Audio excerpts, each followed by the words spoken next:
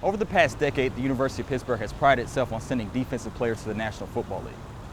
Darrelle Revis, Jabal Sheard, H.B. Blades, Scott McKillop, and Aaron Berry. I met these men while I was here at Pitt, serving as a walk-on from 2006 to 2008.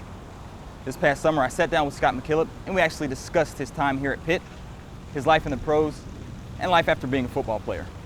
Please join us.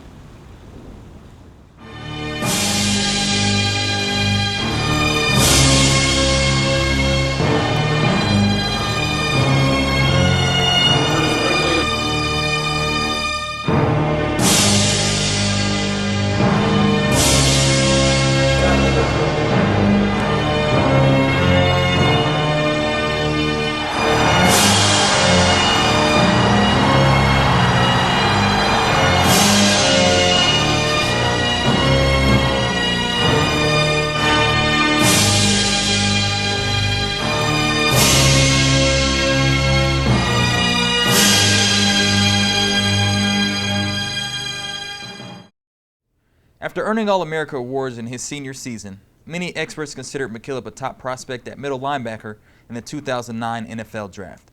However, his draft experience and the outcome was far from what he expected. I got a call from my agent. He said, hey, Scott, talk to the Chargers. They say they're up in 2 picks, they're going to draft you.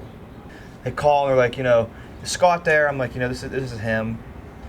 He's like, how's your day going? I was like, well, it's going. It's been a long, long day. He's like, okay, cool. He's like, well, your day's over. So, this conversation is for probably 45 seconds, and I'm like, okay, you never said, in my mind, I'm thinking, you never told me who this was. And he goes, oh, yeah, by the way, we're the San Francisco 49ers. We're going to draft you. The teams that I spoke to prior to the draft of who I thought I was going to get drafted to, usually they say are the ones that don't draft you. Usually the teams that you don't even talk to or barely have any communication with are the ones that draft you. Literally, the only communication I had with the 49ers was, I remember the linebacker coach at the time was Vance Singletary. He called my room, because at the combine you have roommates. And my roommate was Gerald McGrath, who played for Missouri, and he didn't know my last name. So when he called the room and was like, hey, is Scott McKillop there? He said no. So at first my roommate hung the phone up, and then I guess he called back and was like, no, your roommate, his name is Scott McKillop, is he there? And he goes, oh, hold on a second, let me get him. I got on the phone, he's like, hey, could you come to the front desk? Filled out a questionnaire, some background on myself, spoke to the linebacker coach for about 10 minutes, and that's all the communication I had with him. Scott always had a knack for being prepared to play once his number was called. Even though his rookie season was highly productive by most standards, unfortunately, injury put his job in jeopardy. I was very fortunate that I was drafted in the 5th round by the 49ers. I had a very, very successful rookie season on special teams. I played a couple snaps on defense, and going into my second season, I got injured. I blew my knee out. I tore my ACL, my MCL, my patellar tendon, and I faced a long road of surgeries, rehab, and I had an opportunity to come back in San Fran with Coach Harbaugh as a coach. I came back a little bit too soon.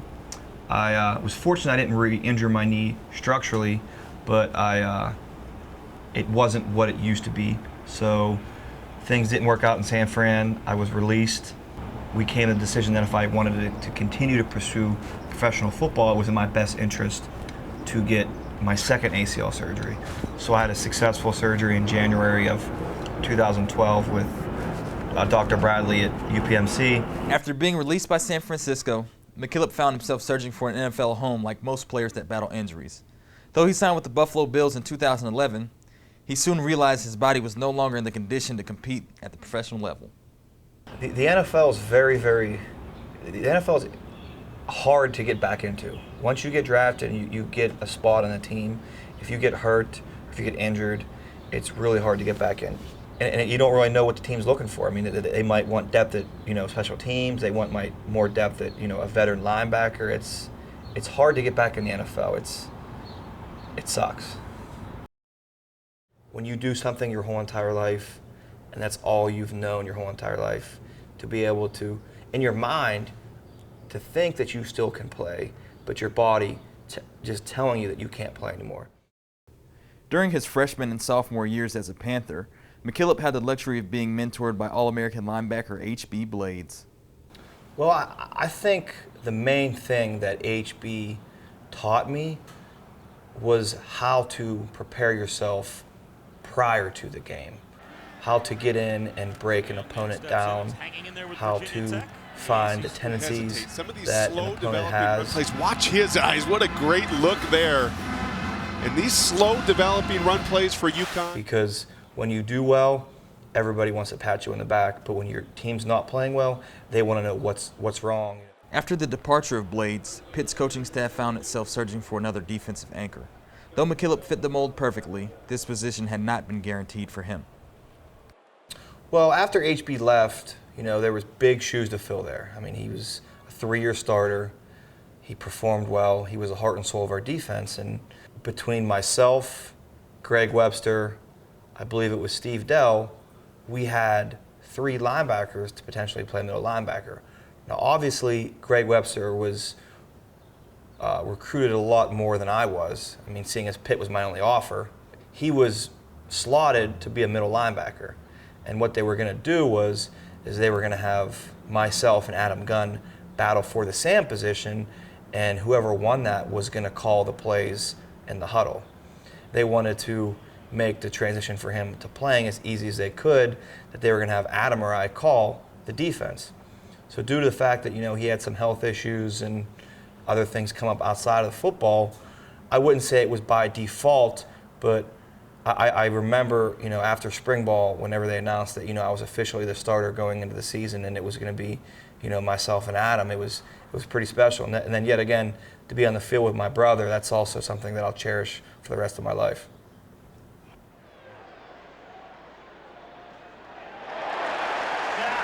Well, having the opportunity to play college with my brother, and it was even more special for I believe the first game my junior year is when we played.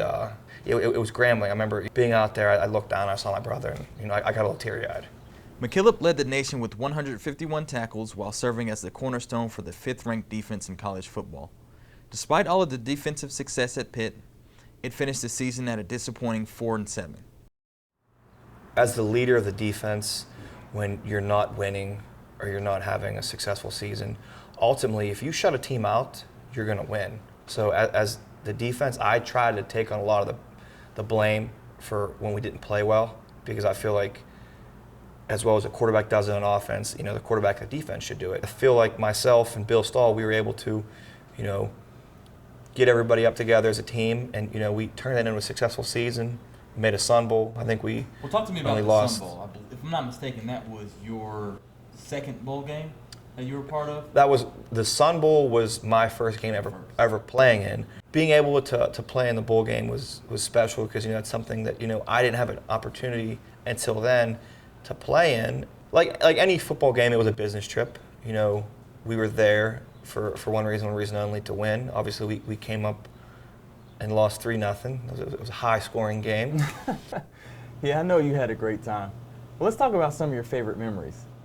My favorite memories playing football, I mean, it goes without saying that the biggest victory that I was a part of at the University of Pittsburgh was the upset of West Virginia.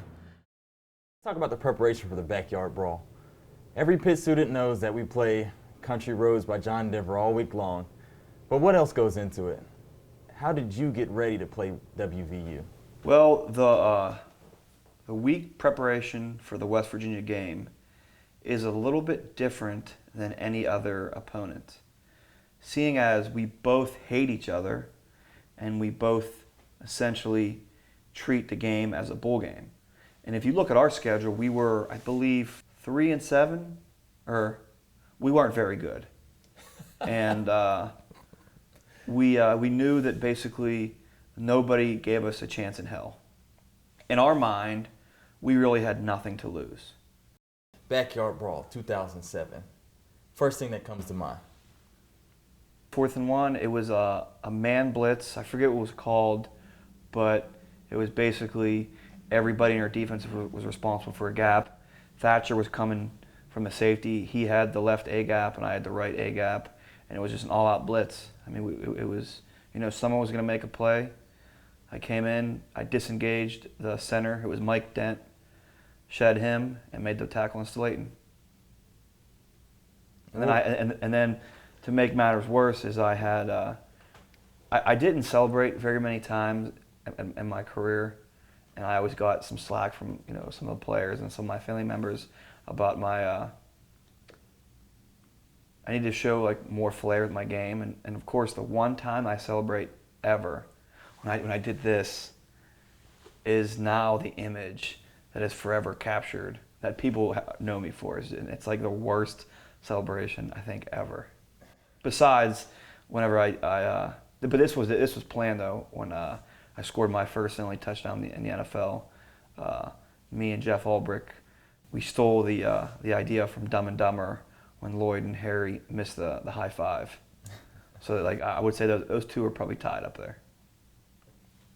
One of the things that Coach Wanstead stressed to us was adversity. It's gonna hit in a game, whether it's the first play of the game, the last play of the first half, the first play of the second half.